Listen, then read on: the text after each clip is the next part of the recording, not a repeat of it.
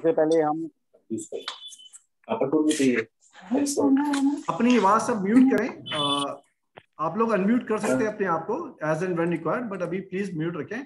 रंजीत जी आप अपने आप को अनम्यूट कर लीजिएगा प्लीज।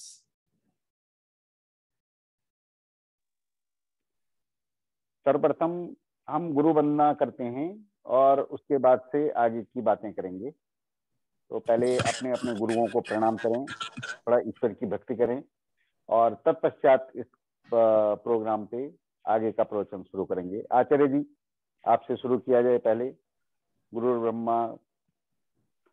मैं एक बार स्लाइड भी लगा देता हूँ। हाँ सबको, सबके लिए कंफर्टेबल रहेगा। जिनको प्रार्थना आता है उनके लिए अच्छा है, जिनको नहीं वर्ड्स का ज्ञान तो यहाँ से कर सकते हैं। ओम गुरुर्ब्रह्मा गुरुर्विष्णु गुरुर्देवो महेश्वरः गुरु साक्षात् परब्रह्म तस्मै श्री गुरुवे नमः। भूर्भुवस्वः तत्सवितुर्वरेण्यं भर्गो देवस्य धीमहि धियो यो यो नः प्रचोदयात्। हे प्रभु, हे परमपिता परमेश्वर, हे इष्ट देवी देवता, हे कुल देवी देवता, हे ब्राह्मणी और ऊर्जाएं, हे फामा की नजीब, आप सबके आशीर्वाद से हम सब लोग यहाँ इस समय विराजमान हुए हैं इस दैविक विद्या को ग्रहण करने के लिए। कृपया हमें आशीर्वाद दीजिए कि हम सब लोग इस दैविक विद्या को ग्रहण करें, अपने लिए, अपने परिवार के लिए, अपने सदस्य के समृद्धि का उचित उपयोग करें। हम सब लोग सुखी रहें, स्वस्थ रहें, कोरोना से मुक्त रहें। हम सबको ऑल ओवर सक्सेस मिले, अबंडेंस मिले, हैप्पीनेस प्राप्त हो जीवन में। हम सब लोग आपके बहुत बहुत आभारी हैं। ग्रेटिट्यूड हो। धन्यवाद। Thank you thank you thank you thank you Rajneesh ji, thank you. ओम अज्ञानतिमिरान्धस्य ज्ञानाञ्जनशलाकया चक्षुरुन्मिलितं येन तस्मै श्रीगुरुवे नमः।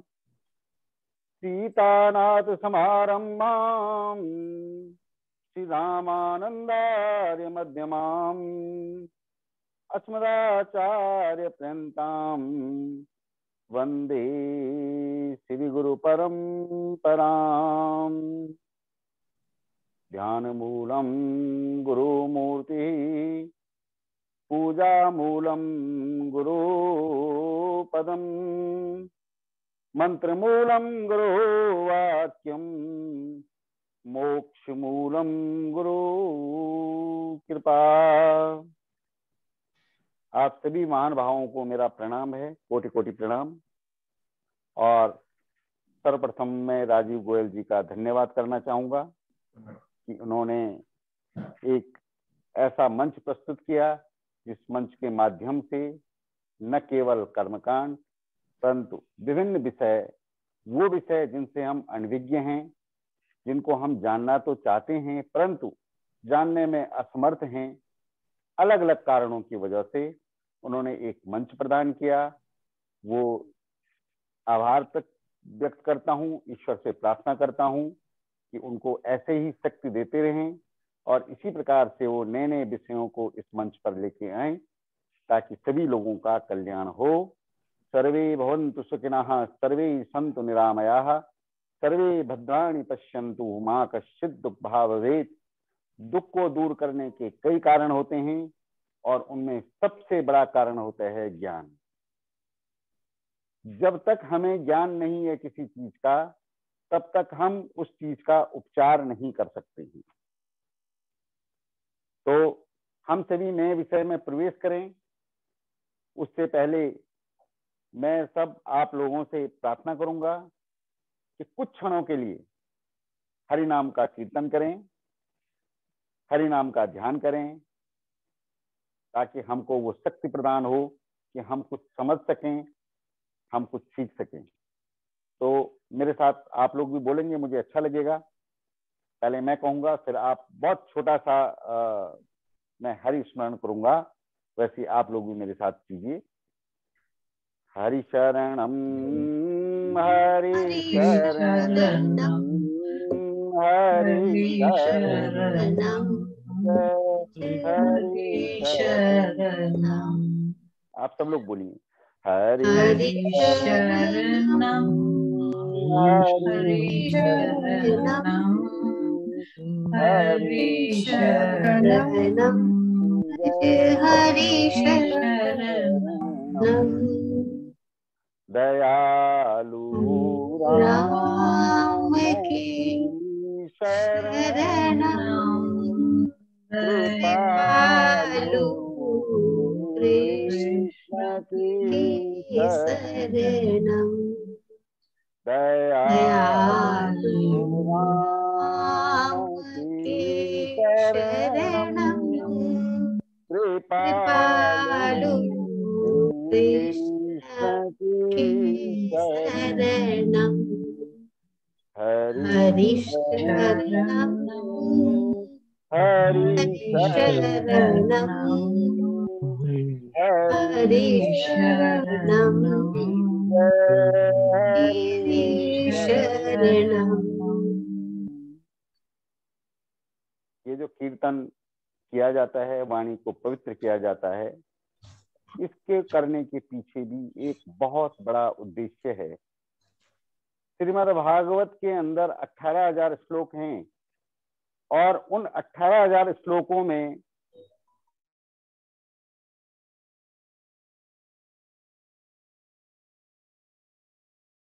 रजनीश जी अपने आप एक बार म्यूट करिएगा अपने आप को, आप म्यूट हो गए हैं।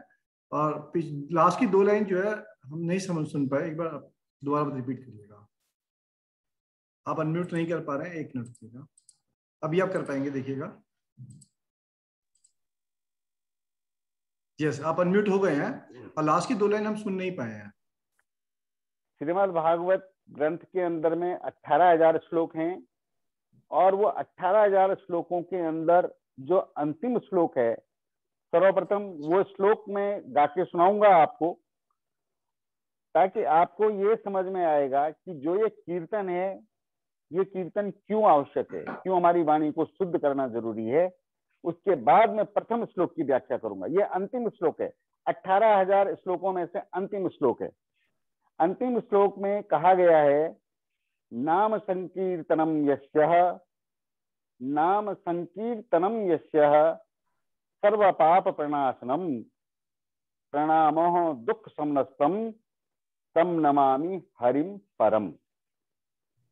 भगवान का नाम स्मरण करने से, नाम संकीर्तनम यस्यः सर्व पाप प्रणाशनम, जितने भी प्रकार के जाने और अनजाने में हम पाप करते हैं, कुछ हम समझते हैं ये पाप है, कुछ हम समझते नहीं है कि ये पाप है कि नहीं है, वो जितने भी हम करते हैं उन सब का नाश होता है।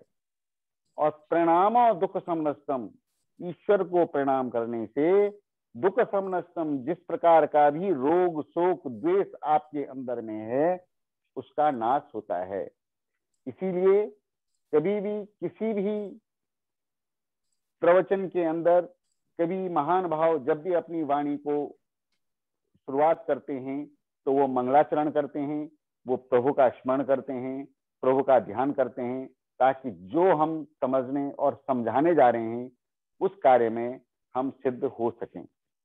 इसीलिए ये नाम की महिमा है। मैं बताना चाहता था आपको नाम की महिमा, इसलिए मैंने कहा कि हरि का स्मरण हम पहले करेंगे।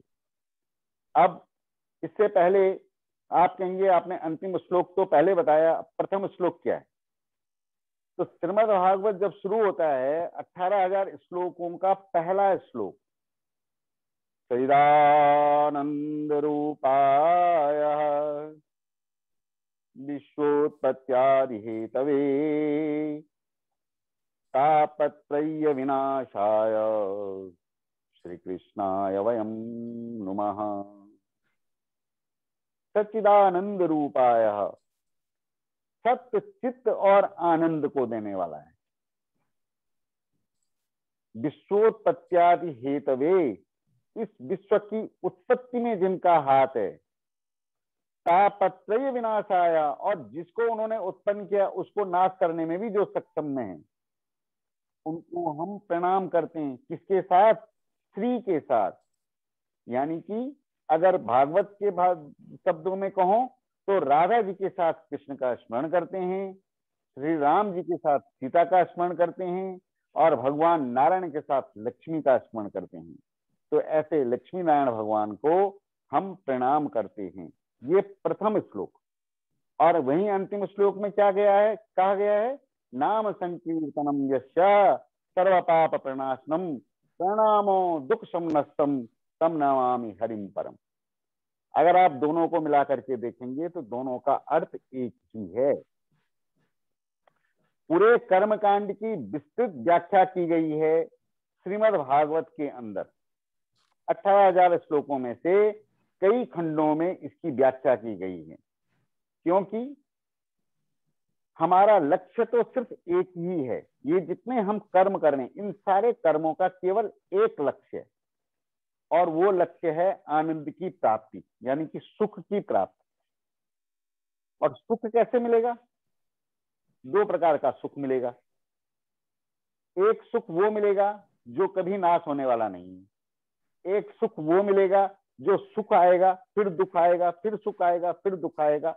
कर्मों के बंधन से, कर्मों के हिसाब से जो हमें प्राप्त होगा, सुख और दुख जो प्राप्त होगा, उसमें जो सुख की अपेक्षा हम करते हैं, उसके लिए हम कर्मकांड करते हैं।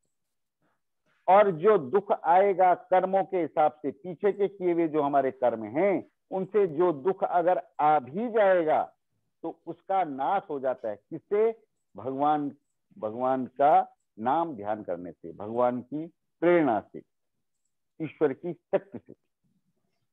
अब एक प्रश्न आप लोगों का यहाँ पर आ सकता है कि आप कह रहे हैं जी कि आपने कर्म कर दिए, आपका प्रारब्ध कर्म है, आपका म्रियमाण कर्म है, आपका संचित कर्म है, और कर्मों के अनुसार आप फल कर ही रहे हो, फल है ही, तो हम भगवान की पूजा क्यों करें? तो हम ये सारा कर्मकांड क्यों करें? कोई कारण तो जरूर होगा, लेकिन ये कारण हमारी समझ में नहीं आता है। हम सिर्फ करते जाते हैं बस। क्यों? क्योंकि कोई एक कर रहा है तो दूसरा भी कर रहा है, दूसरा कर रहा है तो तीसरा भी कर रहा है, तो सभी लोग उसी में बहते जा रहे हैं। बिना ज्ञान के हम चलते जा रहे हैं। हाँ, हम करते जाएंगे तो हमें लाभ तो मिलेगा, परंतु उतना लाभ नहीं मिल पाएगा जितना लाभ हमें मिलना चाहिए। क्यों? क्योंकि हम अनजाने में करते जा रहे हैं। जैसे मान लीजिए कोई मुस्लिम है, उसको किसी कोर्ट ने, सुप्रीम कोर्ट ने या हाई कोर्ट ने सजा सुना दी। अब सजा सुना दी तो वो सजा का अधिकारी है। सेशन कोर्ट से हाई कोर्ट गया, सेशन कोर्ट ने सजा सुनाई, फिर हाई कोर्ट ने बोला नहीं जी सजा पक्की, फिर वो सुप्रीम कोर्ट में गया, उन्होंने भी कहा सजा पक्की, तो अब सजा तो उसको भुगतनी है।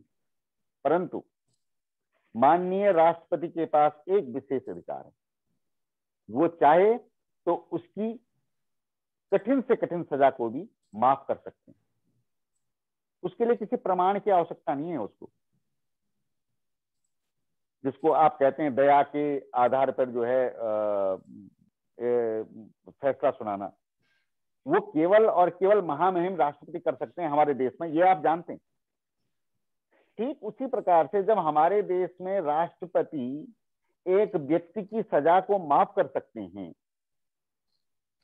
तो परम परब्रह्म परमात्मा तो सारे ब्रह्मांड के नायक हैं, पूरा ब्रह्म उनके अधीन है, तो वो क्या नहीं कर सकते? इसीलिए उसमें संदेह नहीं करना चाहिए। उनकी कृपा अगर हुई तो कठिन से कठिन समय भी बहुत सरलता से, सुगमता से निकल जाता है। बहुत बड़ा जो दर्द है, बहुत बड़ा जो दुख है, वो भी आसानी से निकल जाता है। इसीलिए हरि का स्मरण करना चाहिए, ईश्वर की शरणागति होनी चाहिए। और ईश्वर की शरणागति अगर हो गई तो सारे जितने कर्मकांड हम आपको बता रहे हैं, भगवान की पूजा करो, भगवान की आराधना करो, ये इस तरीके से करो वो सब केवल ईश्वर को प्राप्त करने के साधन हैं। सब ईश्वर को प्राप्त करने के साधन है। किसी भी समय पे हम जो पूजन करते हैं, हमें पूजन में अंत में क्या मिलता है? अंत में पंडित जी जब आपको फल देते हैं, जब प्रसाद देते हैं, हम बोलते हैं उसको श्री संवाद। अब लोगों को, काफी लोगों को पता नहीं, श्री संवाद लास्ट में दिया जाता है प्रसाद के रूप में। जो सुहागन स्त्रियां हैं उनकी चुन्नी में डाला जाता है, जो उनके पतिदेव हैं उनका हाथ लगाया जाता है और कहा जाता है कि मंत्रा था सफला संतु पूर्णा संतु मनोरथा शत्रुणाम बुद्धिना संतु मंत्राणाम मदयस्तवः। मंत्रा था सफला संतु, मैंने आपके लिए जितने भी मंत्र कहे वो सब सफल हों। पूर्णा संतु मनोरथा, और आपने जिस भी उद्देश्य से ये पूजन करवाया हो वो आपका पूर्ण हो। शत्रुणाम बुद्धिना संतु, इसका मतलब ये नहीं है कि शत्रु की बुद्धि का नाश हो, ये मतलब बिल्कुल नहीं। इसका मतलब ये है कि हमारी बुद्धि में अगर कभी शत्रुता के आए, शत्रु का भी अगर हम कुछ बुरा करने की सोचें तो ऐसी बुद्धि का भी नाश हो, यानी कि ऐसे जो विचार हैं वो हमारे मन मस्तिष्क में ना आए। इसीलिए हम ये पूजन को करवा रहे हैं और ये पूजन का फल हमको मिले। तो हमें केवल कर्मकांड से 4 चीजें चाहिए होती। आयुर्विद्या यशो बलम, एक हमको दीर्घायु चाहिए, हर एक को चाहिए, कोई भी व्यक्ति ऐसा नहीं है जिसको आयु ज्यादा नहीं चाहिए। दूसरा हमको यश चाहिए, तीसरा हमको विद्या चाहिए और चौथा हमको शक्ति चाहिए। यानी कि शक्ति का अर्थ ये होता है कि हम स्वस्थ रहें। अभिवादनशीलस्य नृत्य वृद्धोपसेविनः चत्वारि वर्धन्ते एवेच आयुर्विद्या यशोबलम। कर्मकांड में सबसे पहले सुभाषितानी में कहा गया है कि जो व्यक्ति वास्तव में कर्मकांड को समझना चाहता है, ईश्वर की शरणागति होना चाहता है, ईश्वर से जुड़ने के लिए कर्मकांड को करना चाहता है और अपना हित चाहता है, उसको क्या करना चाहिए ये बताया गया। सर्वप्रथम उसको अभिवादनशीलस्य, विनम्र होना पड़ेगा। विनम्र क्यों? क्योंकि विनम्रता ही झुकाती है। नमंती फलना वृक्ष, जो वृक्ष फलों से लदा हुआ होता है झुकता है। अभिवादनशीलस्य नृत्य वृद्धोपसेविनः, अपने से बुजुर्ग, अपने से जो बड़े हैं वो कोई भी हो, चाहे हमारे नाते रिश्तेदार हों या चाहे हमारे पड़ोसी हों, ये चाहे हम उनको समझते हो, जानते हो या न जानते हो, नृत्य वृद्धोपसेविनः यथासंभव उनकी सहायता करें, उनकी सेवा करें। चत्वारि वर्धन्ते एवेच आयुर्विद्या यशोबलम, केवल इतने मात्र से इन 4 चीजों में आपकी वृद्धि होती है। अच्छा जी, अब आप कहेंगे कि पंडित जी महाराज आपने बोल दिया जी 4 चीजें बढ़ जाएंगी आपकी, अब हमको साइंटिफिकली बताइए कैसे बढ़ जाएंगी जी 4 चीजें। हमने किसी को अभिवादन किया तो कैसे बढ़ जाएंगी 4 चीजें, हमने किसी की सेवा की तो कैसे बढ़ जाएंगी 4 चीजें। हाँ, ये विज्ञान है, ये 100% विज्ञान है। कैसे विज्ञान है? अभिवादनशीलस्य, व्यक्ति तब तक झुकेगा नहीं जब तक उसके मन में झुकने की भावना नहीं आएगी। मन में तब तक झुकने की भावना नहीं आएगी जब तक उसका रक्त संचार संतुलित नहीं होगा। रक्त संचार अगर आपका संतुलित होगा तो आपकी आयु में वृद्धि 100% है। इसीलिए सबसे पहले कहा गया है अभिवादनशीलस्य, विनम्र बनना चाहिए। नृत्य वृद्धोपसेविनः, दूसरा है जी वृद्धों की सेवा करो, अपने से बड़ों की। कह जी हमारे पास तो अपने लिए ही समय नहीं है तो हम वृद्धों की कहां से सेवा करें, कहां से समय निकालें उनके लिए। और इसका वैज्ञानिक सिद्धांत क्या है? हाँ है, बिल्कुल है। वृद्धों की सेवा करें का मतलब अर्थ ये होता है कि सबसे पहले आप संतुलित होंगे। शांति तुल्यम तपो नास्ति न संतोषम परमम सुखम।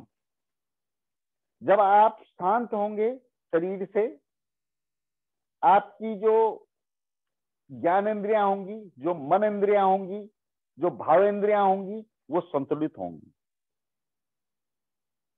दूसरा, नृत्य वृद्धोपि सेवना, जब आप सेवा का कार्य करेंगे, जब आप किसी का कार्य करेंगे, तो सर्वप्रथम आपका, उसके बारे में शायद कोई अलग क्लास आप लोगों की चल रही होगी, आपका ऑरा मजबूत होता है। अब ऑरा क्या है? आप कहेंगे जी ऑरा तो हमें दिखाई नहीं देता, ये ऑरा क्या होता है? तो ठीक वैसे ही होता है जैसे आप सांस लेते हैं और बिना हवा के आप रह नहीं सकते, बिना हवा के आप ले नहीं सकते, जो आपको दिखाई नहीं देती। आप भी बैठे हैं, मैं भी बैठा हूं, बिना सांस के तो कोई भी नहीं बैठा हुआ। हम सांस प्रश्वास लेते जा रहे हैं, लेकिन हमें दर्शन नहीं हो रहा है हवा का। ठीक उसी प्रकार से आपका ऑरा भी होता है। वो ऑरा जो आपने सेवा करने से प्राप्त किया है, जितने भी आपके कष्ट हैं, उनको सबसे पहले उससे टकराना पड़ेगा, तत्पश्चात वो आपको इम्पैक्ट या इफेक्ट कर सकते हैं, अन्यथा नहीं। आयुर्विद्या यशो बलम। अब विद्या कहां से आएगी आपको? इससे देखिए, हमारा जो मस्तिष्क है वो 4 भागों में बटा हुआ है। साइंस के विद्यार्थी हैं, सब जानते होंगे अच्छी तरीके से। एक भाग हमारे मस्तिष्क का केवल एक्ट करने में लगाते हैं, उसका काम केवल आदेश लेना है। हाथ को आदेश दिया, खुजली हो गई, खुजा दो, इसको मार दो, उसको पकड़ लो। एक भाग हमारा ऐसा काम करता है। दूसरा भाग हमारा काम करता है उसको आदेश देने का। तीसरा भाग हमारा काम करता है ग्रहण करने का। और चौथा भाग हमारा काम करता है उसको जमा करने का। 4 भागों में काम करता है। ये मस्तिष्क के चारों ही भाग अभिवादनशीलस्य नृत्यवृद्धोपि सेविना, इनसे कंट्रोल होते हैं। और अगर आपको हमारी बात पे भरोसा ना हो, आप प्रयोग करके देखिए। आप प्रयोग करके देखिए और प्रयोग करने के बाद आप हमें बताइए कि नहीं ये बात सत्य है कि असत्य। जन्म लाभ परे पुंसा अंते नारायण स्मृति ही, ऐसा लिखा गया है कि हम जो हमारा ये जन्म हुआ है उसका केवल और केवल एकमात्र उद्देश्य है। वो उद्देश्य है सुखपूर्वक जीवन को व्यतीत करना।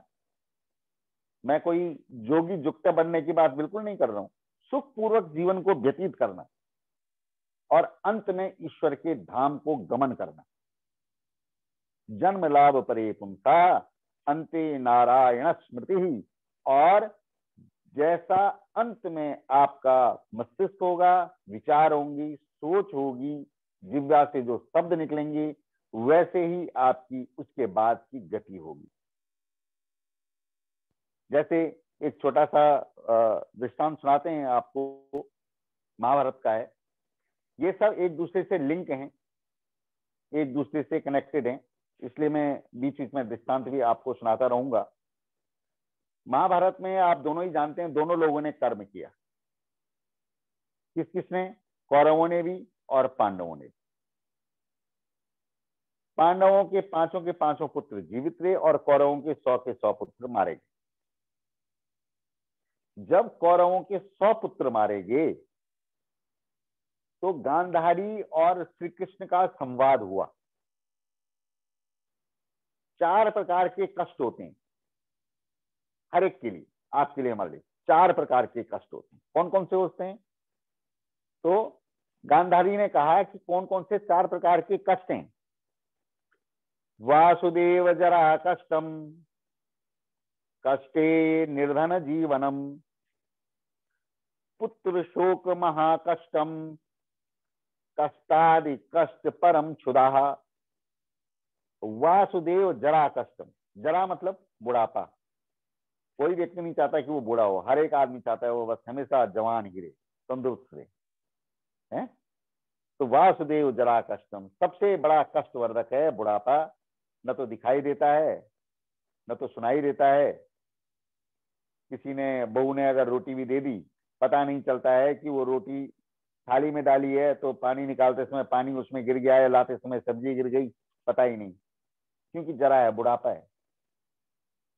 तो वासुदेव जरा कष्टम, बुढ़ापा सबसे बड़ा कष्ट है, और कर्मकांड इस कष्ट को दूर करता है। वासुदेव जरा कष्टम। दूसरा कष्ट कौन सा है जी?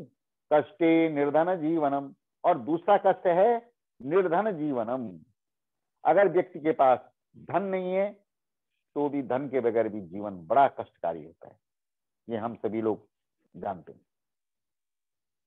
एक भाई के पास खूब सारा पैसा है, दूसरे के पास नहीं है, तो बहुत कष्ट में जीवन व्यतीत होता है। वो और उसका परिवार सब बहुत कष्ट में जीवन व्यतीत करते हैं।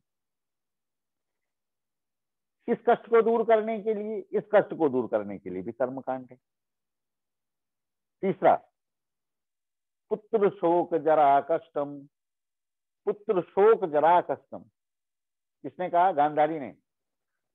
ये वासुदेव, आपको पता नहीं है, मेरे 100 पुत्र मारे गए हैं। पुत्रों से बड़ा कष्ट किसको होगा? सबसे बड़ा कष्ट है पुत्र शोक, बहुत बड़ा कष्ट, बहुत बड़ा। लेकिन उससे भी बड़ा कष्ट कौन सा है? कष्टादि कष्ट परम क्षुदा। परम क्षुदा मतलब सबसे बड़ा कष्ट है, सबसे, इन सारे कष्टों में सबसे बड़ा कष्ट है भूख। भूख से बड़ा कष्ट कोई नहीं है। एक दिन आदमी रह लेगा, 2 दिन आदमी रह लेगा, 3 दिन आदमी रह लेगा, चौथे दिन तो उसको भोजन चाहिए भाई, बिना भोजन के नहीं रह सकते। जब गांधारी ने निर्णय किया कि जहां मेरे 100 पुत्र मारे गए हैं मैं वहां जाऊंगी, ये देखा 100 के 100 पुत्र मरे पड़े हुए हैं। एक पुत्र को उठाती है, गले से लगाती है, फिर वहीं पे डाल देती है। दूसरे को उठाती है, गले से लगाती है, वहीं डाल देती है। करते करते करते करते करते दुर्योधन के पास पहुंचती है, उठाती है, गले से लगाती है, और फिर उसको खूब मारती है। मरा हुआ है दुर्योधन, वहां पड़ा हुआ है, और फिर वहीं फेंक देती है। बोलती है, मुझे कहा गया था जब तेरा जन्म हुआ था कि ये राक्षस है, कुल का नाश करेगा, और तूने आज सारे कुल का नाश कर दिया। इतना सब करते करते बहुत समय बीत गया। जब बहुत समय व्यतीत हो गया तो गांधारी को भूख लगी। बहुत समझने वाली घटना है, कथा है। इतनी भूख लगी कि बहुत भूख लग गई। बहुत भूख लगी तो सामने उसको एक बेर का पेड़ नजर आया। उसने कहा, चलो मैं बेर के पेड़ से जो है कुछ निकाल दूंगी, बेर निकालूंगी तो कुछ खाऊंगी। जब जितना हाथ ऊपर पहुंचता है उतना ही बेर का पेड़ और ऊपर चला जाता है, वो बेर मिलते नहीं उसको। तो वो क्या करती है कि एक पुत्र जो मरा हुआ है उसके ऊपर दूसरा, दूसरे के ऊपर तीसरा, तीसरे के ऊपर चौथा, और उसको कोशिश करती है कि मुझे बेर मिले। नहीं मिल पाते। ऊपर कौन बैठे हैं? ऊपर कृष्ण बैठे हुए। जब नहीं मिलते हैं और इतनी भूख लग जाती है उसको, तो वो अपने ही बेटे का मांस खाने के लिए, मांस निकाल के मांस खाने की तैयारी करती है। इतनी भूख है, मेरे से रहा नहीं जाता अब। तब तक कृष्ण कहते हैं उसको कि माँ तो मैंने सारी देखी, लेकिन ऐसी माँ मैंने आज तक नहीं देखी जो अपने ही बच्चे का मांस खाएगी। तब गांधारी ने वासुदेव कृष्ण को ये कहा था कि वासुदेव जरा कष्टम कष्टे निर्धन जीवनम पुत्र शोक महाकष्टम कष्टादि कष्ट परम क्षुदा। सारे कष्ट एक तरफ हैं, परंतु जो क्षुदा है, जो भूख है, वो मिटती नहीं है।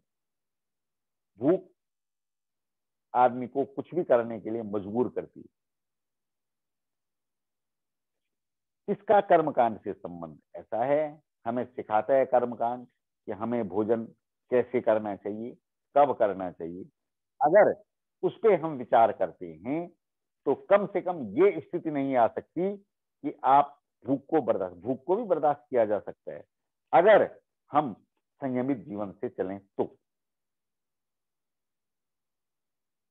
तो ये कर्मकांड की बहुत सारी व्याख्या है।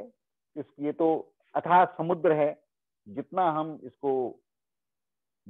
इसको गाएं, जितना मैं इसको बताने की कोशिश करूं, मुझे लगता है कि कुछ छूट गया है और भी कमी कम है। येषां न विद्या न तपो न दानं ज्ञानं न शीलं न गुणो न धर्मम् ते मर्त्यलोके भूयिभारभूता मनुष्य रूपेण मृगाश्चरन्ति। येषां न विद्या, जिसके पास अध्ययन नहीं है, जिसके पास विद्या नहीं है, जिसके पास ज्ञान नहीं है, ये शाम मतलब जिसके पास न तपो न दानम, न तो वो तप कर सकता है, यानी कि न वो भूखा रह सकता है, न वो किसी की तपस्या कर सकता है, न दानम, न वो किसी को कुछ दे सकता है, ज्ञानम न शीलम, न अपनी बुद्धि विवेक से काम करता है, न उसके अंदर कोई शीलता है, न गुणों न धर्मम, न तो धर्म को मानता है न किसी का गुण मानता है। ते मर्त्यलोके भूई भार भूता, वो मनुष्य इस पृथ्वी पर भूई भार भूता, भार के समान है। कैसा? मनुष्य रूपेण मृगाश्चरन्ति, मनुष्य तो है, मृगाश्चरन्ति का मतलब एक जानवर के समान है। क्यों जानवर के समान है? क्योंकि जानवर एक ऐसा प्राणी है जो केवल भोग करता है, कर्म नहीं करता। तो माना कि हमारे प्रारब्ध में कुछ लिखा हुआ है, माना कि हमारे निर्माण कर्म है, माना कि हमारे संचित कर्म है, परंतु फिर भी हमारे पास एक चीज है जो बिल्कुल अलग है, वो है हमारी बुद्धि। विद्या बुद्धि बलम तस्यः, इसलिए कहा गया है येषां न विद्या न तपो न दानम ज्ञानम न शीलम न गुणो न धर्मम ते मर्त्यलोके भूई भार भूता मनुष्य रूपेण मृगाश्चरन्ति। तो ये मैंने क्यों कहा, हमें कर्मकांड क्यों करना चाहिए, ये उसके लिए कहा। हमें कर्मकांड क्यों करना चाहिए? क्योंकि कर्मकांड करने से हमारे अंदर शीलता आएगी, गुण आएगा, धर्म आएगा, दान आएगा, तप आएगा, और हमारे अंदर आएगा तो हमारे बच्चों के अंदर भी आएगा, हमारी संस्कृति जीवित रहेगी। और अंत में अंते नारायण स्मृति ही, और लास्ट में हम भगवान का भजन करते हुए आनंद से इस जीवन को भी व्यतीत करेंगे और आनंद से यहाँ से सुखमय होकर के जाएंगे, और जिस भी लोक में जाएंगे उस लोक में भी हम आनंद से रहेंगे। इसीलिए ये कर्मकांड की व्याख्या आवश्यक है। कैसे महाराज? कर्मकांड की व्याख्या तो आपने दे दी, ये कर्मों के अनुसार फलित होता है, इसका कुछ दृष्टांत दीजिए, बताइए। तो हम आपको एक सत्य घटना सुनाते हैं, बहुत सत्य घटना, जो मैंने शुरू में कहा कि श्रीमद् भागवत के अंदर 18,000 श्लोक हैं। उन श्रीमद् भागवत को लिखने वाले हैं वेद व्यास जी, आप सब जानते हैं। और वेद व्यास जी के नाना जी, वेद व्यास जी के नाना जी, उनका नाम था देशराज जी। बहुत बड़ी समझने वाली कथा है। आप अगर समझेंगे तो मुझे लगता है कि शायद कर्मकांड का कम से कम 1/4 हिस्सा तो आप लोग समझ जाएंगे, अगर इस कथा को आप समझ लिए। एक कथा के माध्यम से ये हमारे लिए। तो देशराज जी महाराज, व्यास जी के नाना जी, बड़े विद्वान। जब व्यास जी इतने विद्वान तो व्यास जी के नाना जी कितने विद्वान, आप समझ ही सकते हैं। देशराज जी के नाना जी बहुत विद्वान थे, लेकिन उनको केवल एक चीज का डर लगा रहता था, वो था अपनी मृत्यु का। वो चाहते थे मेरी मृत्यु कभी ना हो, बस बाकी सब कुछ ठीक है, मेरी मृत्यु ना हो। तो एक बार वो नारद जी से मिले, नारद जी को उन्होंने प्रणाम करके कहा, देव ऋषि बाकी सारी चीजें ठीक हैं, लेकिन कुछ ऐसा उपाय बताएं जिससे मेरी मृत्यु ना हो। तो नारद जी ने कहा, महाराज आपके ध्योता व्यास जी तो परम विद्वान है, आप उनके पास जाइए, आपका काम हो जाएगा। वेद व्यास जी के पास गए। वेद व्यास जी ने प्रणाम किया नाना जी को, नाना जी आप आज कैसे आए हैं? तो कहा, पुत्र मैं चाहता हूं कि मेरी मृत्यु ना हो, इसके लिए आप तो जानते हैं, आप तो अपनी शक्ति से कहीं भी भ्रमण कर सकते हैं, तो आप यमराज के पास जाइए और कहिए कि भैया अपनी डायरी से हमारा नाम मिटा दे, हमारी मृत्यु नहीं होनी चाहिए। व्यास जी ने कहा, अभी मेरे नाना जी हैं, क्या कहूं? बोला, ठीक है नाना जी, कभी अगर जाना हुआ, कभी यमराज जी से मुलाकात हुई तो हम उनको जरूर बताएंगे। बोला नहीं नहीं नहीं नहीं, कभी नहीं, अब भी चलो, अब भी चलना पड़ेगा मेरे साथ। तो अब देशराज जी और वेद व्यास जी दोनों के दोनों उठ करके चले गए कहाँ? धर्मराज के पास, यमराज के पास। धर्मराज ने देखा, तुरंत खड़े हुए और प्रणाम किया, और प्रणाम करते ही कहा कि महाराज आज यहाँ कैसे, आप कैसे आए? बोलते धर्मराज ये हमारे नाना जी हैं देशराज जी, और हम चाहते हैं कि इनकी मृत्यु ना हो। तो अब आप एक काम कीजिए, अपनी डैडी से इनका नाम हटा दीजिए, निकाल दीजिए। बोलता अरे महाराज आपने तो आने में थोड़ा सा विलंब कर दिया, अभी ये तो जो है मृत्यु के पास चला गया है, यहाँ से आगे फाइल तो आगे चली गई मृत्युदेव के पास। बोला चलो चलो फटाफट चलो मृत्युदेव के पास चलो। तो अब वेद व्यास जी, देशराज जी और धर्मराज यानी यमराज तीनों मिलकर के गए सीधे मृत्युदेव के पास। मृत्युदेव के पास गए, मृत्युदेव ने कहा कि महाराज आप कैसे आए?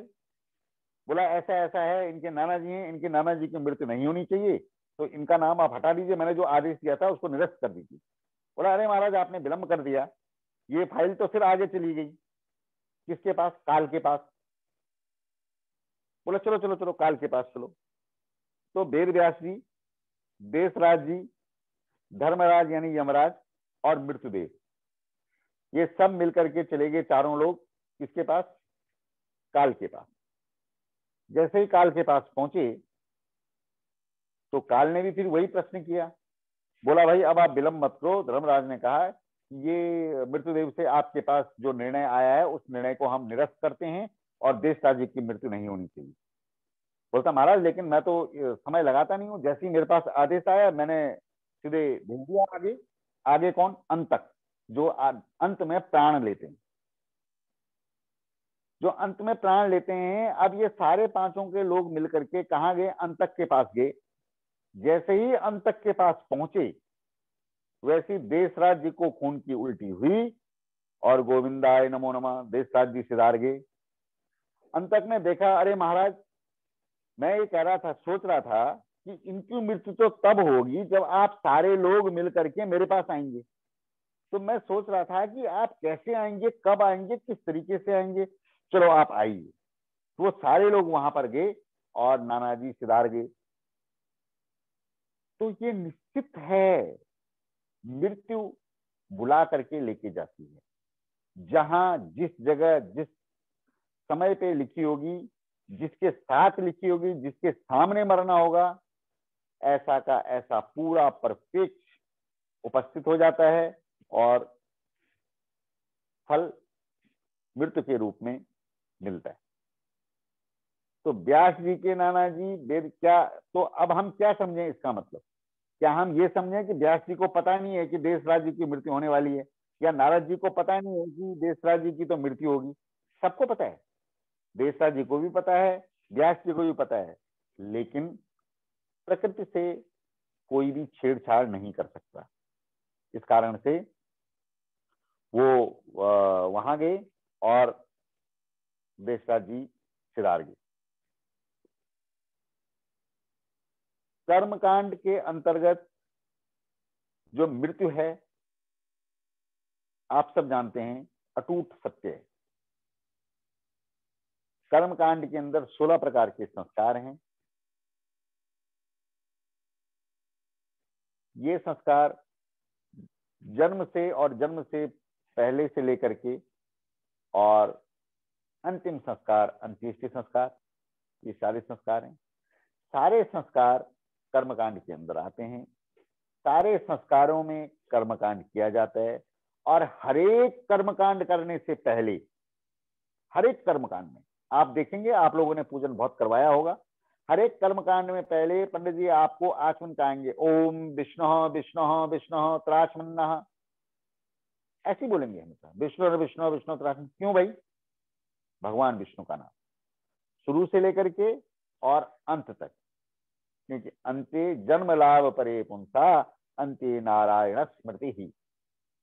क्योंकि सत्य जो है केवल ईश्वर हैं, ईश्वर की प्राप्ति सबसे बड़ा सत्य है, सबसे बड़ा लक्ष्य है।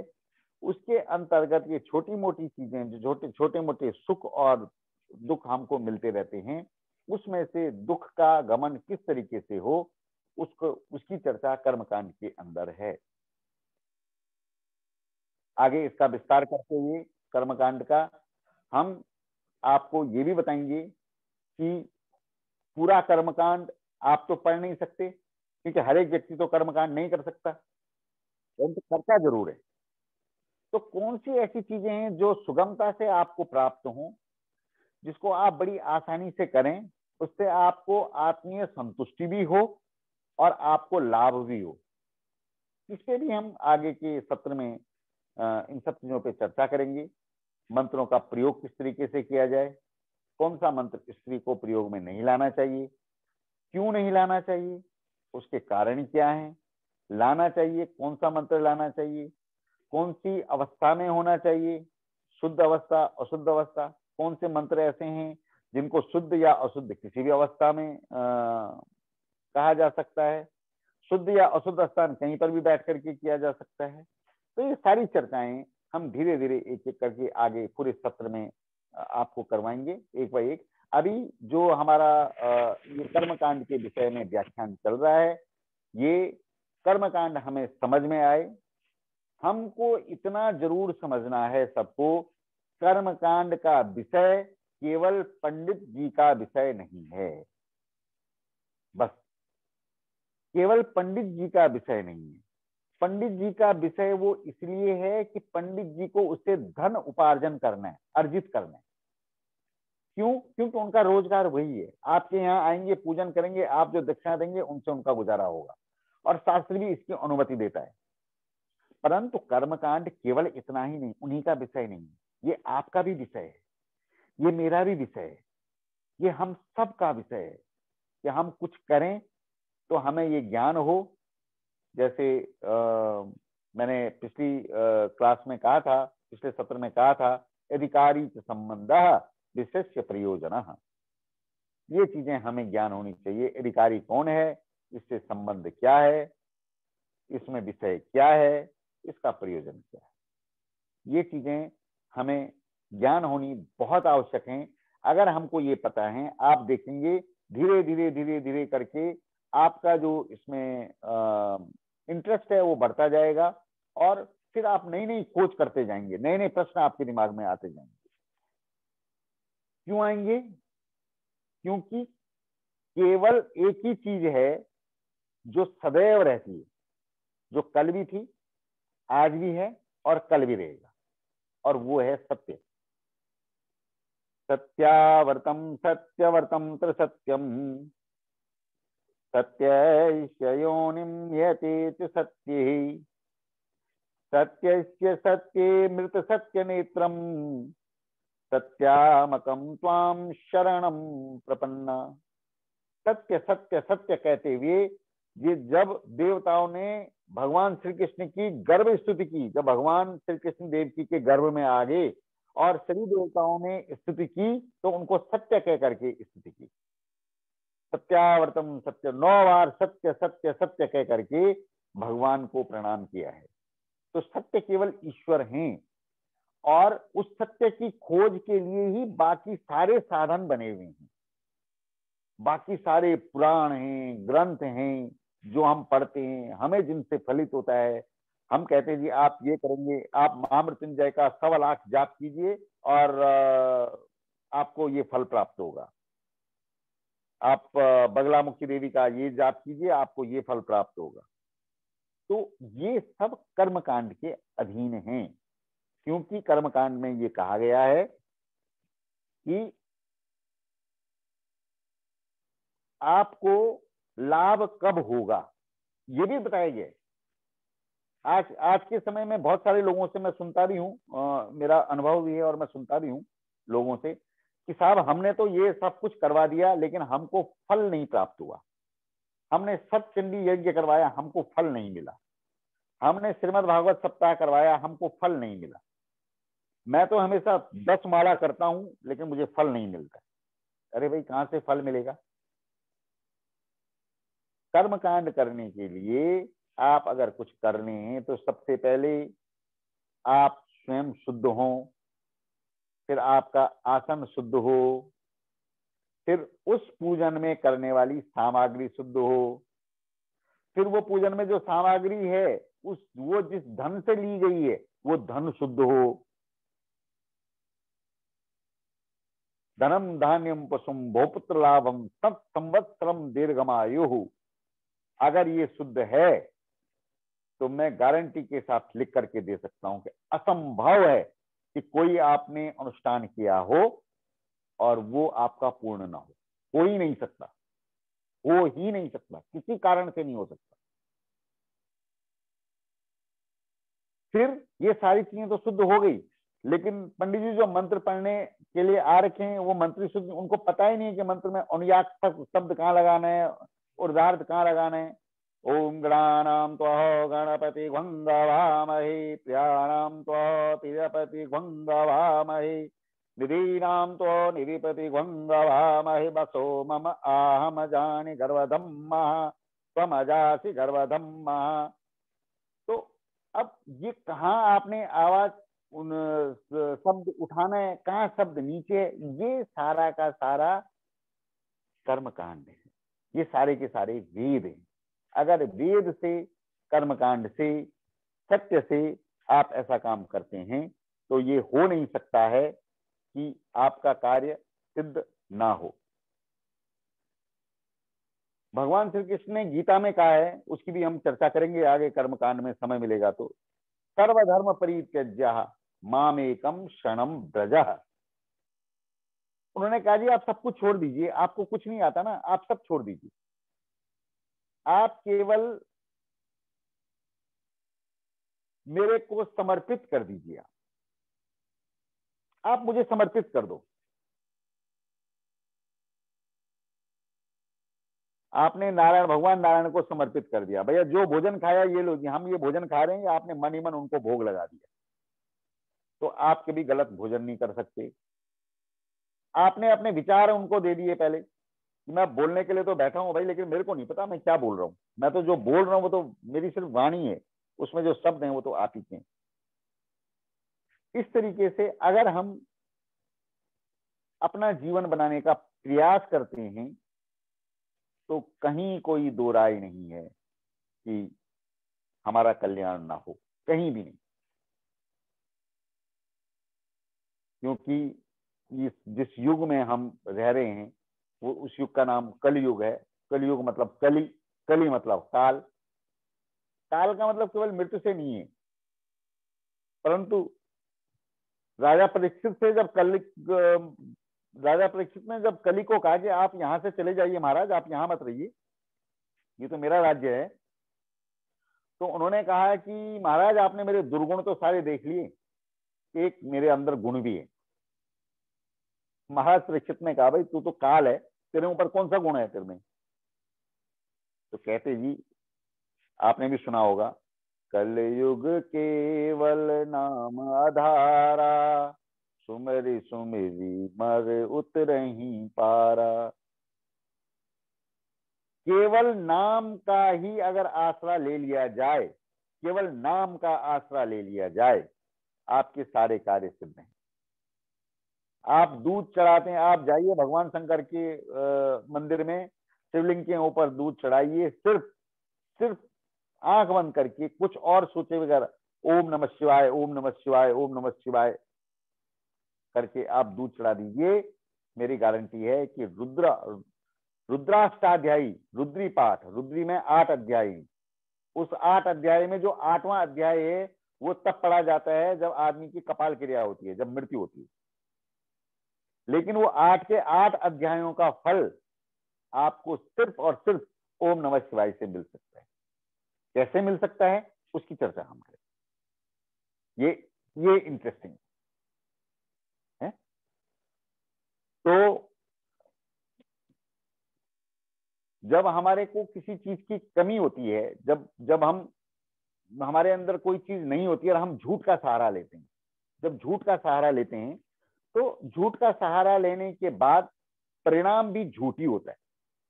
ये तो आप मान के चलिए, किसी झूठे पुतले को पकड़ करके हम नैया पार नहीं लगा सकते अपना। उसी में एक दृष्टांत है कि एक आत्मदेव महाराज जी नदी के किनारे पे रहते थे, ब्राह्मण थे, कर्मकांडी ब्राह्मण थे। कर्मकांडी ब्राह्मण थे का मतलब यह है कि उनको सारी चीजों का ज्ञान था। इतने कर्मकांड करने के बाद भी उनको पुत्र की प्राप्ति नहीं हुई। जब पुत्र की प्राप्ति उनको नहीं हुई तो वो साग सब्जी कुछ लेकर के घर में आए तो देखें वो साग सब्जी अगर हरी है तो मुरझा जाती, घर में अगर कोई गाय लेकर के आए तो वो बांध हो जाती। उन्होंने कहा ये तो मेरा बहुत बड़ा दुर्भाग्य है, मुझे इतना कर्म कांडों का ज्ञान होने के बावजूद भी कहीं ना कहीं तो कोई कमी रह गई है। वो हो सकता है इस जन्म के हैं या पिछले जन्म के हैं, पता नहीं कहाँ के हैं।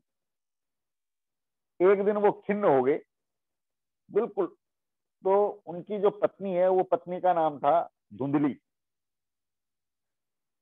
तो धुंधली को बिना बताए वो सीधे जंगल में चला गया और उसने कहा जी आज तो मैं अपने प्राणों को त्याग कर दूंगा। क्यों प्राणों का त्याग करूंगा? सिर्फ इसलिए मैं अपने प्राणों का त्याग करूंगा कि मेरे पास पुत्र नहीं है, तो कम से कम ये देह छूटेगा, अगला जन्म मिलेगा तो पुत्र की प्राप्ति तो होगी। गए जंगल में, गए तो वहां एक महात्मा मिले उनको। महात्मा ने मिले तो महात्मा ने कहा भैया हे ब्राह्मण देवता आप कहाँ जा रहे हो भाई? बोला महाराज मैं तो आत्मदाह करने जा रहा हूं। हरे राम आत्मदाह। आत्मदाह वाले को कभी मुक्ति नहीं मिलती है। किसी कारण से अगर आत्मदाह किसी का हो गया, उसको जब तक उसका समय नहीं आया तब तक उसको अलग अलग आत्माओं में भटकना पड़ता है, लेकिन उसको मुक्ति नहीं मिलती है, ना उसको शरीर मिलता है। ऐसा महात्मा ने उनको समझाया, नहीं समझे। बाद में आत्मदेव जी क्योंकि कर्मकांडी ब्राह्मण थे तो जानते थे कि ये महात्मा कोई अरे गहरे महात्मा नहीं है, ये जरूर मेरे ऊपर भगवान की कृपा हुई है, तो इसलिए ये महात्मा मिले हैं मुझे। वो महात्मा को उन्होंने कहा कि या तो आप मुझे कोई आशीर्वाद दीजिए कि मुझे पुत्र की प्राप्ति हो, और नहीं तो मैं आपके सामने ही प्राण त्याग दूंगा। तो महात्मा ने कहा यार मेरे तुमने न जान न पहचान, मैं तो जानता नहीं आपको है, मैंने केवल आपसे राम राम की और उसकी इतनी बड़ी सजा मुझे क्यों दे रहे हो भाई? मेरे सामने ही मेरे को जाने दो, उसके बाद जो करना है करो। बोला नहीं महाराज आपके सामने ही करूंगा, या तो मेरे को आप कोई आशीर्वाद दे दो। बहुत बहुत आग्रह किया, बहुत आग्रह किया। तो जो वो महात्मा थे उन्होंने उनका मस्तिष्क देखा और मस्तिष्क देख करके कहा सप्त जन्मे नवच ही पुत्रे नेवच नेवच। तू इस जन्म की बात करता है? अरे भैया 7 जन्मों तक भी तेरे को पुत्र का योग नहीं है कोई। अरे महाराज अब तो मृत्यु निश्चित है, अब तो मैं यही मरूंगा। मुझे नहीं पता है, मुझे ये पता है कि ब्राह्मण का महात्माओं के फल के अंदर वो शक्ति होती है कि अगर कुछ ईश्वर भी न देना चाहे तब भी आप उसको देने में सक्षम होते हैं। ठीक है, उन्होंने बहुत आग्रह किया, उन्होंने झोले से एक फल निकाला, फल निकाल करके आत्मदेव महाराज को दिया। बोला भैया जाइए घर में अपनी पत्नी को दीजिए, और अगर वो इस फल का सेवन करे और नियम पूर्वक 1 वर्ष तक रहे, नियम पूर्वक 1 वर्ष। उस नियम में क्या है? वो नियम के अंदर में आपने सत्य बोलना है, आपने किसी की उड़ाना नहीं करनी है, किसी से झगड़ा फसाद नहीं करना है। ये सब करके 1 साल तक रहना पड़ेगा, तो आपको पुत्र की प्राप्ति निश्चित होगी। ब्राह्मण देवता घर गए, अपनी पत्नी को फल दिया, पत्नी को कहा भाई ये फल को खा ले और ये फल को खाने के बाद तुझे पुत्र होगा। तो उसके मन में बड़े बड़े अलग अलग तरीके के विचार आए। बहुत लंबी कथा है, मैं जरा संक्षिप्त में बता रहा हूँ। अलग अलग विचार आए कि अगर मैं गर्भवती हो गई और गांव में आग लग गई तो सब तो भाग जाएंगे, मैं कैसे भागूंगी, घर का काम कैसे करूंगी। अलग अलग विचार आए। क्यों? क्योंकि पति तो भले ही कर्मकांडी थे, लेकिन पत्नी इतनी बेकार मिली थी कि वो तो कभी भगवान को सामने जाकर के जय हो महाराज ऐसे भी करने के लिए तैयार नहीं थी। तो कभी भी सकारात्मक विचार उसके मन में आए नहीं, सब नकारात्मक विचार। खैर उसने अपनी बहन को बुलाया। उसकी बहन ने कहा तू चिंता मत कर, तेरे पास धन की कमी नहीं, मेरे पास बच्चों की कमी नहीं, मैं गर्भिणी हूँ, ये बच्चा होगा तेरे को दे दूंगी, तू मुझे थोड़ा धन दे देना। दोनों के अंदर सौदा पक्का हो गया। तो बोला भाई अब इस फल का क्या करूं? पतिदेव आके पूछेंगे फल खाया कि नहीं खाया, बोलना झूठ बोल देना मैंने खा लिया। और उनके गौशाला में एक गाय बंधी हुई थी और गाय को जाकर के वो फल खिला। और यहाँ सब नाटक करने लग गए। नाटक करते करते 9 महीने व्यतीत हो गए। व्यतीत हुए तो उनको एक उसकी बहन को एक पुत्र की प्राप्ति हुई। उसने चुपचाप ला करके इसको दिया। अब इसको दे दिया, आत्मदेव महाराज जी बहुत खुश हो गए, बहुत गाजे बाजे बजने लगे, सब जगह बधाइयां आने लगी, बधाइयां देने लगे लोग,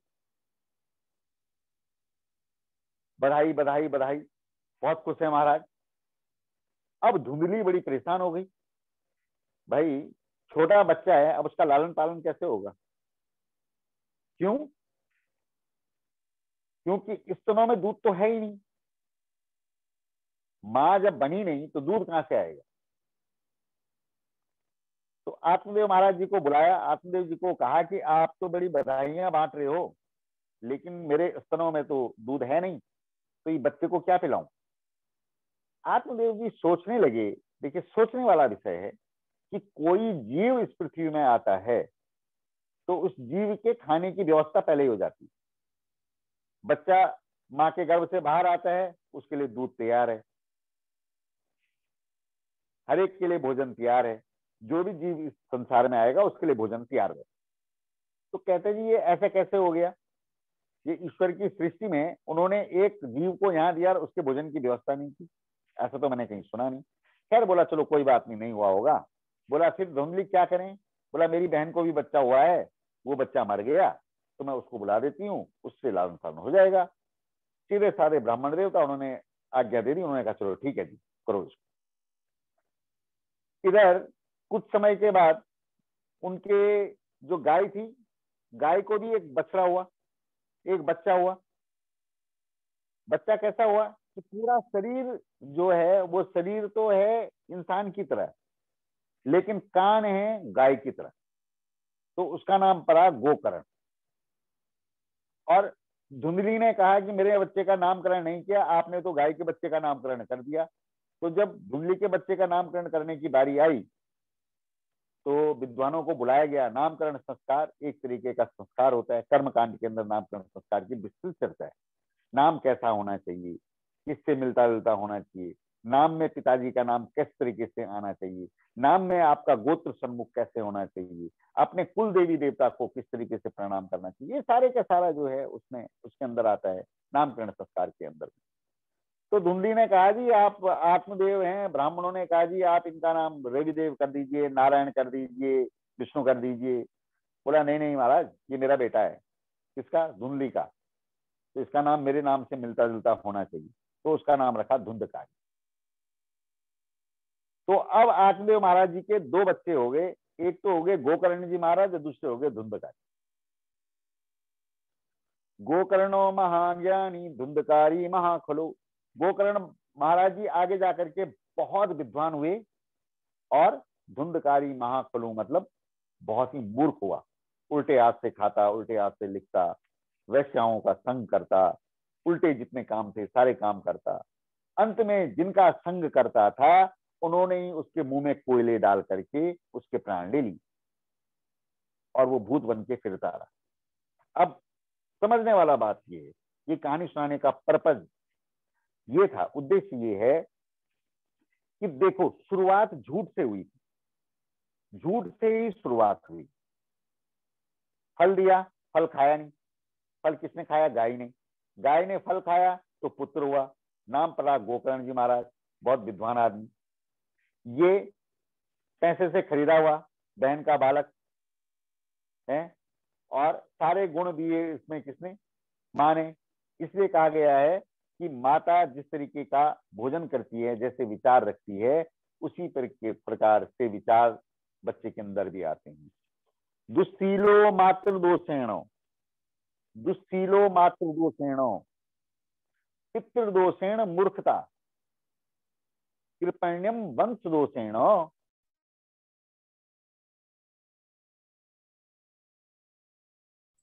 रंजीत जी आपका म्यूट हो गया, एक बार म्यूट करें। Thank you, thank you. Can you hear me? आप सब लोगों को मेरी आवाज आ रही है? जी जी आपकी आवाज आ रही है। जी जी कंटिन्यू प्लीज। हाँ हाँ। दुस्शीलो मातृ दोषेण पितृदोषेण मूर्खता, कृपण्यम वंश दोषेण आत्मदोषेण दरिद्रता। माँ जिस तरीके का भोजन करती है, जिस तरीके के विचार रखती है, जिस तरीके का टीवी सिनेमा देखती है, जितने उसके भाव आते हैं, गर्भिणी माता के शिशु के अंदर भी वही भाव प्रवेश करते हैं। ये निश्चित है। आप ये आज के प्रत्यक्ष में आप देख सकते हैं पूरे समाज में। इसलिए शुरू से कहा गया है और कर्मकांड के अंदर ये संस्कार है कि जिसमें पहले गोद भराई होती है और उसके बाद समझाया जाता है उनको कि भाई आपके सामने जहां आप सोते हो सामने भगवान श्री कृष्ण का चित्र होना चाहिए, आपके पास रामचरितमानस हो, आपके पास अच्छे अच्छे ग्रंथ हो ताकि आप उनको पढ़ें, आपके भाव अच्छे हैं। क्यों? ताकि आपके बच्चे के अंदर भी इसी प्रकार के गुण, इसी प्रकार के भाव जागृत हो। दुस्शीलो मातृदोषेण पितृदोषेण मूर्खता। पितृदोषेण मूर्खता इसका मतलब ये है पिता के किए हुए कर्मों को बच्चे को भुगतना पड़ता है। निश्चित निश्चित निश्चित जिस तरीके का पिता कर्म करेगा उसके बच्चों को आज नहीं तो कल उन कर्मों को भुगतना ही पड़ेगा। कृपण्यम वंश दोषेण, कृपण्यता। आपने देखा होगा कुछ लोग कंजूस होते हैं, उसके दादा भी कंजूस थे, उसके बाबा भी कंजूस थे, उसके तो वो वंश से चलता हुआ आया ये गुण है कृपण्यता। हर आदमी कंजूस नहीं हो सकता। कृपण्यम वंश दोषेण। लेकिन एक दोष ऐसा है जो हमारे अंदर तब आता है जब हम चाहते हैं। आत्मदोषेण दरिद्रता। जब हम अपने को दरिद्र समझते हैं, दरिद्रता तभी हमारे अंदर आएगी, नहीं तो हमारे अंदर दरिद्रता प्रवेश नहीं कर सकती। और इन सारे शब्दों का एक एक शब्द का निराकरण कर्मकांड के अंदर, एक एक शब्द का, ये पूरी व्याख्या है। एक एक श्लोक को भी हम लेके चलेंगे तो उस पर ग्रंथ हैं, कई कई प्रकार के ग्रंथ हैं कि हम किस तरीके से अपनी जीवन की शुरुआत करें, किस तरीके से दिनचर्या की शुरुआत करें, किस तरीके से अपने बच्चों के अंदर हम संस्कार डालने की बात करें, किस तरीके से हमारे बच्चे हमारा मान करें, सम्मान करें। आपने बहुत पढ़ाया लिखाया, बड़े बड़े कर दिए और आज बेटा आकर के बाप के सामने सिगरेट भी पी रहा है और दारू भी पी रहा है, पापा चीयर्स आप भी लो हमारे साथ। और ये कॉर्पोरेट जगत में ये तो हम तो हमेशा देखते हैं, हम तो देखते हैं। ये तो मैं आपको साक्षात उदाहरण दे रहा हूँ और उसका परिणाम भी सामने ही आता है। एक बहुत बड़ा कॉर्पोरेट जगत है जय भारत मारुति लिमिटेड, बहुत बड़ा कॉर्पोरेट है, नाम जाना जाना, आप गूगल पे सर्च कर सकते हैं। मिस्टर आर्या, बहुत बड़ा एम्पायर खड़ा किया उन्होंने। उनके बेटे आए, शुरू में लगा कि वो बहुत अच्छे से संभालेंगे। आर्य साहब आज वो मेरे ख्याल से 20 कर्मकांड क्या होता है, मैं तो पंडित जी हूं नहीं इसलिए मैं कर्मकांड कैसे करूंगा। तो ये सारी बातें जो मैं आपसे बात कर रहा हूँ, ये सारी बातें उनसे की कि कर्मकांड का मतलब केवल जो है घंटी बजा करके और थाली से आरती करना ही कर्मकांड नहीं है। कर्मकांड एक बहुत बड़ा विषय है। कर्मकांड के आधार से अपने जीवन को कैसे सफल बना सकते हैं, इसी पर हम चर्चा करें। और सभी कर्मों का जो प्रयोजन है वो मैं पहले भी बता चुका हूं, वो है ईश्वर प्राप्ति। ईश्वर की प्राप्ति हमारे कर्मों का सर्वोच्च फल है।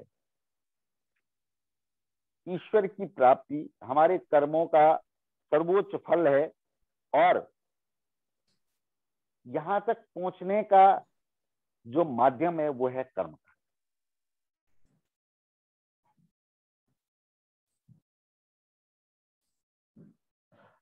रजनीश जी आप म्यूट हो गए। रजनीश जी इसको हम किस तरीके से हम जो है कर्मकांड को एक बड़ा माध्यम बनाते हैं, ये हम सब लोगों के ऊपर है। कर्मकांड के में नाम की बहुत बड़ी महिमा है, मंत्रों की महिमा है, यज्ञ की महिमा है, अत्यंत प्रधानता इन सब चीजों की है। सबसे पहले हम नाम लेते हैं, जैसे मैंने पहले भी कहा था, मैं दोबारा एक चीज को इसलिए बोल रहा हूं ताकि आप लोगों को भी अभ्यास हो जाए। जैसे मैंने कहा कि आप आचमन करते हैं तो विष्णु विष्णु विष्णु तराचमन्ना। अब कम से कम आप अगर पूजन के लिए बैठेंगे तो एक काम तो आप सारे लोग कर सकते हैं, पानी को 3 बार लीजिए, 3 बार आचमन कीजिए। जैसे अगर आचमनी गिलास है तो ठीक है, नहीं तो जो गिलास है, गिलास में चम्मच डाल करके पहली बार लीजिए, ओम विष्णु विष्णु विष्णु नमः, विष्णुवे नमः, विष्णुवे नमः, विष्णुवे नमः। ये 3, इसमें तो कोई बहुत बड़ा मंत्र और कर्मकांड है नहीं, ये आप सब लोग कर सकते हैं। इन सब चीजों के लिए करने के लिए एकाग्रता की आवश्यकता है। अगर एकाग्रता से ये सारी बातें आप लोग सुन रहे होंगे, अगर आप इंटरेस्ट लेकर के समझने का प्रयास कर रहे होंगे, तो निश्चित रूप से आप लोगों को ये सब चीजें फलीभूत होंगी। क्योंकि जब हम किसी चीज को सीखते हैं तो हम विद्यार्थी, हम विद्या का अध्ययन कर रहे हैं तो हम विद्यार्थी हैं। और विद्यार्थियों के लिए कहा गया है, काक चेष्टा बको ध्यानम स्वान निंद्रात थे उच अल्पहारी ग्रह त्यागी विद्यार्थी पंचलक्षणम। विद्यार्थी का मतलब केवल वो स्टूडेंट नहीं जो स्कूल जाता है, विद्यार्थी का मतलब किसी भी विद्या को ग्रहण करने के लिए ये 5 नियम आवश्यक हैं, ये 5 चीजें होनी चाहिए। कौन कौन सी? काक चेष्टा, कौवे जैसी चेष्टा होनी चाहिए। दूसरा, बगुले जैसा ध्यान होना चाहिए। तीसरा, कुत्ते जैसी नींद होनी चाहिए। चौथा, आहार अल्प होना चाहिए। और 5वां, बहुत ज्यादा भौतिकवादी नहीं होना चाहिए। अगर ये 5 चीजें हम अपनाते हैं तो हम किसी भी विषय के ऊपर अपनी पकड़ मजबूत कर सकते हैं। काक चेष्टा बको ध्यानम स्वान निंद्रा तथे उचः अल्पहारी गृह त्यागी विद्यार्थी पंचलक्षणम। तो ये किसी भी अध्ययन के लिए 5 चीजें आवश्यक हैं। सर्वे भवन्तु सुखिनः, सर्वे सन्तु निरामयाः, सर्वे भद्राणि पश्यन्तु मा कश्चित् दुःखभाग् भवेत्। वंदे देव उमापतिं सुरगुरुं वंदे जगत्कारणं वंदे पन्नगभूषणं मृगधरं वंदे पशुं नामपतिं वंदे सूर्य शशांक वह्नि नयनम वंदे मुकुंदम प्रियम वंदे भक्तजनाश्रयात् वरदम वंदे शिवम शंकरम। इन्हीं शुभकामनाओं के साथ आज के सत्र में अपनी वाणी को मैं विराम देता हूं। आगे आप लोगों के जो भी प्रश्न होंगे वो प्रश्न आप पूछ सकते हैं। रजनीश जी, मैं आपसे रिक्वेस्ट करूंगा कि एक बार एक कोर्स कंटेंट को रिपीट कर दीजिएगा इस जर्नी में। कोर्स कंटेंट में कर्मकांड का अन्वेषण, यानी कि अन्वेषण का मतलब होता है कि कर्मकांड की परिभाषा, कर्मकांड का इंट्रोडक्शन और कर्मकांड की खोज, ये कर्मकांड अन्वेषण में आता है। कर्मकांड एक रहस्य है, इसके अंदर क्या क्या छुपा हुआ है उस पर बात करेंगे। कर्मकांड का विज्ञान से क्या संबंध है, एक विज्ञान है ये, विज्ञान और कर्मकांड का सामंजस्य कैसे है ये बताएंगे। कर्मकांड द्वारा ग्रहों का सामंजस्य कैसे है, कैसे ग्रहों को कर्मकांड के द्वारा शांत किया जा सकता है, सूक्ष्म सूक्ष्म प्रयोगों के द्वारा जो आप स्वयं कर सकते हैं वो हम बताएंगे। कर्मकांड एक अनुसंधान कैसे है ये हम आपको बताएंगे। आपके स्वास्थ्य का कर्मकांड से क्या संबंध है इसके बारे में चर्चा करेंगे। मंत्रों के प्रयोग की विधि के बारे में बताएंगे। कर्मकांड का विश्लेषण करेंगे और कर्मकांड की अनिवार्यता हमारे जीवन में क्यों है इस बारे में चर्चा करेंगे। तो ये पूरा कोर्स कंटेंट रहेगा। जी आचार्य जी। थैंक यू रजनीश जी। आप सब लोगों के जो जो प्रश्न है अपने अपने हैंड रेज कर सकते हैं। उससे पहले आप सब लोगों को फीडबैक कि आपको कैसा लगा आज का ये सेशन जो रजनीश जी द्वारा ज्ञान शेयर किया गया, ज्ञान साझा किया गया। आप लोग अपना अपना फीडबैक अपना अपना शेयरिंग कर सकते हैं। और किसी को कोई जानकारी चाहिए वो मैं अभी शेयर कर दूंगा, कोर्स डिटेल शेयर कर दूंगा। आप लोग सारे अनम्यूट हैं, आप सेल्फ अनम्यूट कर सकते हैं और रजनीश जी द्वारा कार्यक्रम किया गया आज उसके विषय में आप लोग अपनी प्रतिक्रिया जाहिर कर सकते हैं। So I request you all, so please share your feedback. नमस्ते गुरुजी, आपने बहुत अच्छे से छोटी छोटी बातों को भी बहुत अच्छे से विस्तार पूर्वक हम लोग को समझाया और बताया। मुझे मेरे बचपन की बात याद आई जब हमारे घर में भागवत होता था, मतलब दादा दादी को सुनाया जाता। उसी तरह आपने एकदम बहुत सुंदर से हमें बहुत अच्छे से समझाया और हम लोग आगे भी आपके साथ जुड़े रहेंगे।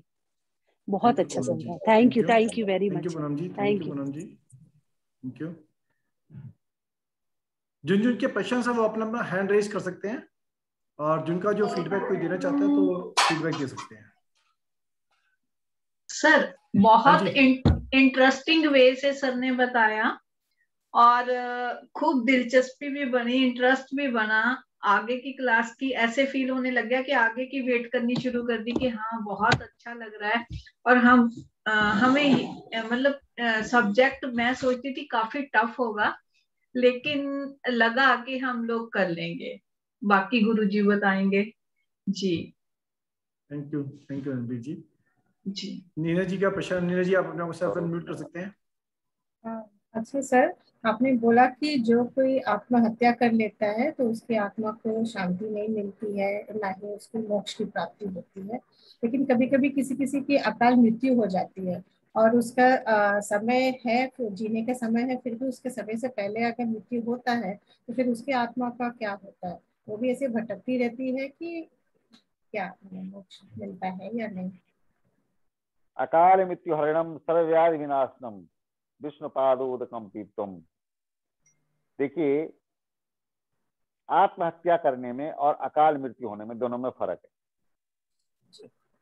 आत्महत्या एक इंसान सोच समझ के करता है और अकाल मृत्यु का मतलब ये है कि ये हमें लगता है कि वो अकाल मृत्यु है। मान लीजिए किसी का जो है दुर्घटना में मृत्यु हो गई, तो हमें लगता है जी वो तो अभी 40 साल का ही था, उसकी दुर्घटना में मृत्यु हो गई है। उसका उतना ही समय था, उसको मोक्ष मिलने में या उसको दूसरा शरीर मिलने में कष्ट नहीं है, क्योंकि इस शरीर में उसका समय उतना ही था। जितना इस शरीर में उतना समय था, उतना ही समय वो ये शरीर में रहा। अभिमन्यु की उम्र कितनी थी जब वो अभिमन्यु जो है मारा गया? आप सब देखते हैं, जानते हैं, है ना। लेकिन इसका मतलब उसकी तो क्या कहेंगे, उसको अकाल मृत्यु ही कहेंगे आप, क्योंकि मृत्यु का समय तो नहीं था उसका। परंतु मृत्यु के बाद भी उसको उत्तम लोक की प्राप्ति हुई। तो जो दुर्घटनाएं होती हैं वो दुर्घटना को हम अकाल मृत्यु जरूर मानते हैं, लेकिन वो दुर्घटना भी पीछे कर्मों से संबंध रखती हैं। अतः दुर्घटना में मृत्यु व्यक्ति को नए शरीर में स्थान जरूर मिलता है।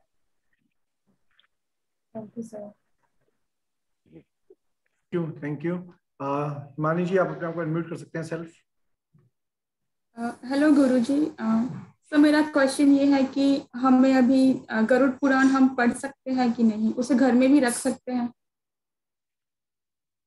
इसमें मेरा प्रश्न ये है कि नहीं। और नहीं का कारण है, देखिए कुछ शास्त्र ऐसे हैं जो किसी पर्टिकुलर समय पे ही खोले जाते हैं, पर्टिकुलर समय पे ही पढ़े जाते हैं।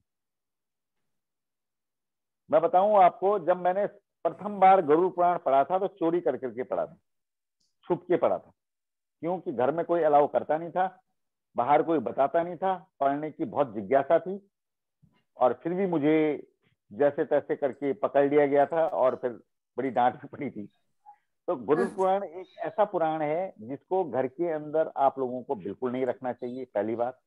दूसरी बात, उसका पठन पाठन घर के अंदर नहीं करना चाहिए, क्योंकि गरुड़ पुराण का पठन पाठन घर के अंदर सिर्फ मृत्यु के समय ही होता है, तो ये शुभ नहीं माना जाता।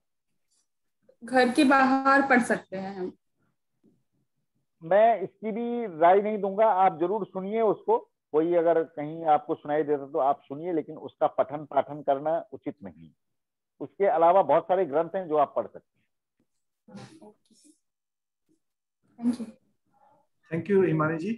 Anyone can share their feedback or anyone have their questions, please raise. आप पूछ सकते हैं अपना questions। और कोर्स डिटेल मैंने शेयर कर दिया ऑलरेडी, और किसी को कुछ जानकारी चाहिए कोर्स के विषय में कर सकता है। और ये नेक्स्ट वेडनेसडे से कोर्स लाइव होगा, उसमें ओपन सेशंस नहीं होंगे, क्लोज सेशंस होंगे। एक बात, सैटरडे संडे को हम 2 वेबिनार कर रहे हैं। सैटरडे को लाल किताब से रिलेटेड दिवाली की रेमेडीज कर रहे हैं, और संडे को रजनीश जी ही लेंगे जो कर्म कांड से रिलेटेड दिवाली के विषय पे लेंगे। वो जो लोग कोर्स एनरोल करेंगे उनके लिए वो सेमिनार वेबिनार फ्री होगा, वो फ्री पार्टिसिपेट कर सकते हैं, अदरवाइज वो चार्जेबल होगा।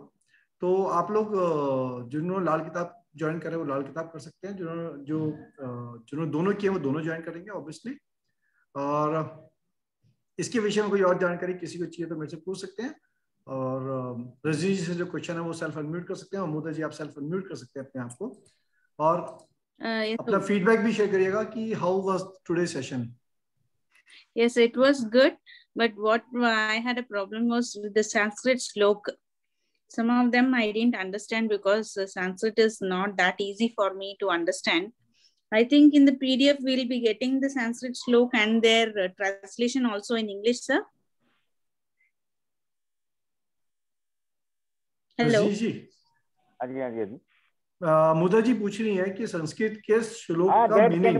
That can be done in English also. Okay, sir. Thank you, sir. Yeah. Poonam ji आपका प्रश्न पूछें। गुरु जी मुझे पूछना था, हरिवंश पुराण पढ़ सकते हैं क्या? बिल्कुल पढ़ सकते हैं। अच्छा, ओके, ठीक है सर, बिल्कुल पढ़ सकते हैं। Okay, no other questions? किसी का कोई भी और क्वेरी, किसी की कोई और अंडरस्टैंडिंग किसी के लिए?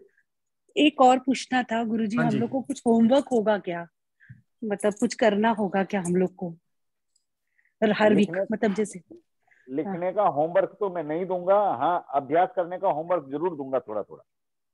Okay, thank you sir. तो मतलब आप पूजा की विधि कैसे करते हैं, माला जाप कैसे करते हैं? हाँ बिल्कुल, एक एक करके बहुत डिटेल में, ताकि आप लोगों के मस्तिष्क में घर कर जाए, आप लोग उसको कर पाएं, और एक बार करने के बाद आप भूल ना पाएं, ये मेरा प्रयास रहेगा। ओके सर, ठीक है, thank you sir, thank you Poonam ji. जी आप सेल्फ अनम्यूट कर सकते हैं, कोई बोलना चाहता है, कोई व्यक्त करना चाहता है, कोई भी प्रश्न पूछना चाहता है, सेल्फ अनम्यूट कर सकते हैं आप।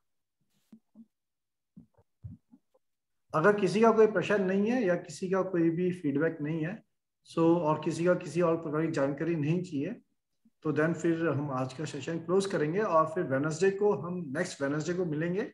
नेक्स्ट वीक छुट्टी है, नेक्स्ट वीक नहीं मिलेंगे, उसके बाद मिलेंगे next week, because of Diwali festival next week नहीं करेंगे हम।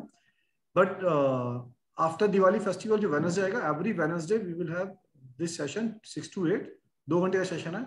बहुत ही बढ़िया जर्नी रहेगी, बहुत कुछ ज्ञान मिलेगा, बहुत कुछ सीखने को मिलेगा, बहुत इन डेप्थ जानकारी मिलेगी, जो अदरवाइज मिल पाना बहुत मुश्किल काम है।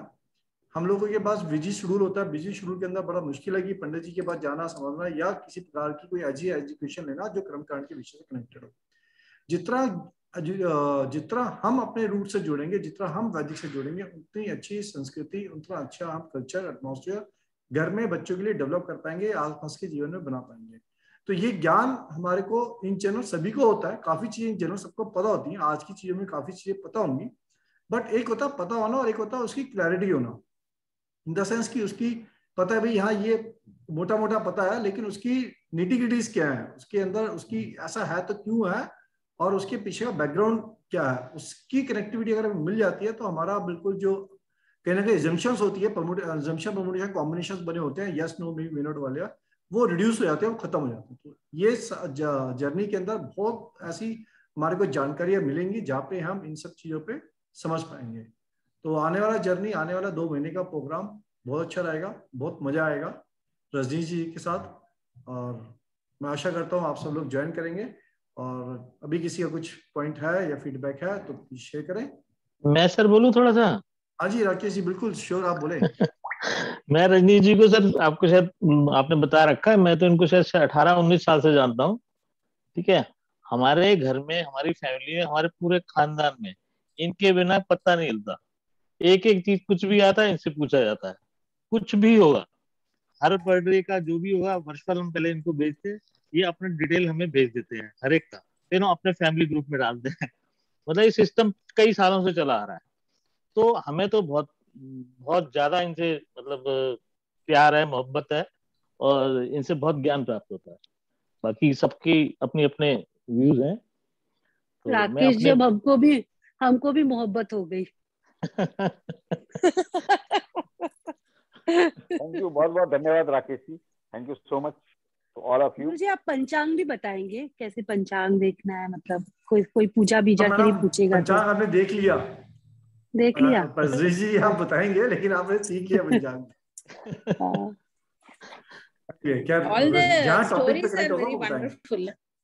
जैसे वो Sir, बताते हैं ना, चांद सामने रहेगा आज, उस दिन पीछे रहेगा, दाहिने रहेगा, बाएं रहेगा, उस दिन अच्छा है प्रवास करना, नहीं रहना, वो सब बताते हैं ना वो लोग। तो मुझे वो सब थोड़ा था इंटरेस्ट। जी जी जी, जो क्रमकांड से विषय होगा वो जरूर शेयर, थैंक यू जरूर सर, करेंगे, थैंक यू। जरूर। जी अमुदा मैडम बताएं। yeah, I hope we'll have nice stories from Karma Kand. It was very interesting to hear those 2 stories, and nice to learn so many new things. Thank you, sir. Thank you Amudha ji. Actually ये stories जो है ना, ये माध्यम होती है हमारे subconscious mind में चीजों को रजिस्टर करने का, और ये बड़ी अच्छी इंटरेस्टिंग होती है, और इनकी कुछ ना कुछ जरूर इंपॉर्टेंस होती है, कुछ सिग्निफिकेंस होता है जिसकी वजह से स्टोरीज होती हैं ये जरूर। और ये पूरी जर्नी में ऐसी स्टोरीज का तो रजनीश जी भंडार है। ये आपके ऊपर है कि आप उनसे कितना निकाल पाते हैं। It is absolutely on you कि आप मतलब कितना 2 घंटे में उनका सुनते हैं और कितना निकलता है। तो जितना आप निकाल पाएंगे वो तो अपार समुद्र है, मतलब निकालना हमारा काम है। जितने डब्बे पानी निकलेगा वो हमारे लिए। अभी रजनीश जी ऑफिशियली टूर पे हैं, आई थिंक अहमदाबाद में सर। हाँ, मैं अहमदाबाद में। he's a corporate leader, आप समझ सकते हैं। कॉर्पोरेट मतलब जगत में 20 साल से कर रहे हैं काम, तो बड़ा व्यस्त शेड्यूल है। उसके बाद भी एक इनकी इच्छा थी कि लोगों के साथ कनेक्ट हो और लोगों को शेयर करें, क्रमकांड, हमारी संस्कृति शेयर करें। तो उसी के अंतर्गत इन्होंने ये स्टेप लिया। इनका बहुत बहुत आभार, इनका बहुत बहुत धन्यवाद कि इनके व्यस्त शेड्यूल में इन्होंने ये स्टेप लिया। थैंक यू रजनीश जी इस केस में। Any other point anyone can share और रेज सब कोई क्वेरी, किसी का कुछ भी, एनीथिंग? और नहीं है तो फिर हम आज का सेशन शांति पाठ से रजनीश जी यहाँ पे समाप्त करेंगे, शांति पाठ के साथ। जरूर जी। हरि ओम श्रीमन्महागणाधिपते नमः। लक्ष्मी नारायणाभ्याम नमः। उमा महेश्वराभ्याम नमः। वाणी हिरण्यगर्भाभ्याम नमः। शची पुरेन्द्राभ्याम नमः। मातृपितृचरणकमलेभ्यो नमः। इष्ट देवताभ्यो नमः। कुल देवताभ्यो नमः। ग्राम देवताभ्यो नमः। वासुदेवताभ्यो नमः। स्थान देवताभ्यो नमः। सर्वेभ्यो देवेभ्यो नमो नमः। सर्वेभ्यो ब्राह्मणेभ्यो नमो नमः। सर्वेभ्यो पितृभ्यो नमो नमः। रिद्धि बुद्धि संहितायै श्रीमन्महागणाधिपते नमः। ओम द्यो शांतिरंतरिक्षं शांतिः। पृथ्वी शांतिरापः शांति औषधयः शांति। विश्वेरेवा शांति ब्रह्म शांति सर्वभं शांति।